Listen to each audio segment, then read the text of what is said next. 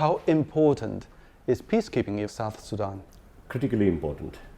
While peacekeeping operations will take some time to achieve the political objective that is laid out for them, like making the government stand on its own feet, conduct of elections, etc., are lofty ideals which will take a lot of time and work by a lot of people, a lot of stakeholders.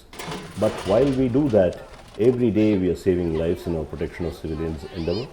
Every day we are saving people, especially women, boys and girls, from conflict-related sexual violence. Every day we are making humanitarian aid reach the needy. In this country there are 9.3 million people out of 13 who are dependent on some sort of an aid or the other. So it's a very important and a critical task to make aid reach them. So you think peacekeeping remains to be an effective tool? Absolutely. I don't think there is a more credible, more reliable, more cost-effective tool in the hands of the international community to keep peace in difficult areas, especially in places where there is no peace to keep. How do you see the biggest security threats? Peacekeepers are increasingly working in more volatile and complex environments. New threats are emerging. You're aware, the drone threat, the IED threat, the threat of misinformation, disinformation, hate speech and malinformation. A whole lot of new threats are emerging while the old threats are still there. So it's a very complex and volatile threat matrix in which peacekeepers operate, and very often with their hands tied to the back.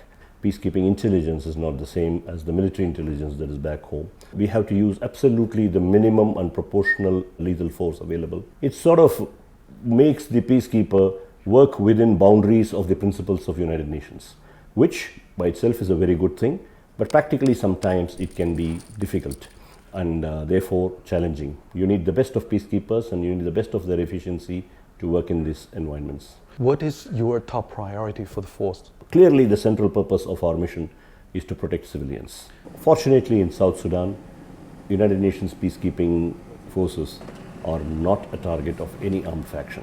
If at all we suffer casualties, it is because of collateral damage. In such a scenario, we consider that bulk of our efforts, 90% of our efforts, can directly go towards mandate delivery. Which area need an urgent improvement? I would say we need to have more efficient base defense and early warning. How would you evaluate the role and performance of the Chinese peacekeepers? Outstanding. China has the only infantry battalion. It contributes to peacekeeping. I'm fortunate that it is in our mission. The Chinese Chinbat, which is in Juba, and which has got a specialized task of protecting the Juba city and one county that is adjacent to Juba, which is the most dangerous threat that the mission faces, is handled partly by the Chinese battalion. We also have the Chinese HMEC, which has tasks of repairing roads in a very critical area, which is very, very prone to conflict. Chinese Level 2 hospital provides medical cover to a large area. In fact, the sector West area of responsibility amongst all my sectors is the largest, and Chinese Level 2 hospital covers this large area. There are a large number of Chinese officers here, the sector commander, sector West.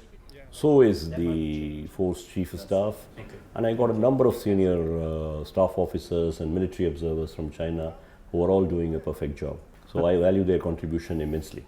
China started its peacekeeping journey in the year 1990. From there, the Chinese contribution has grown a lot. Today, it is the only P5 country which subscribes an infantry battalion to peacekeeping. It has got the largest number of peacekeepers participating in missions, in field missions from all the P5 countries. So China should continue this endeavor, should participate more and more, and should support peacekeeping endeavors the world over and be a strong source of support to peacekeepers in the field. Thank you very much.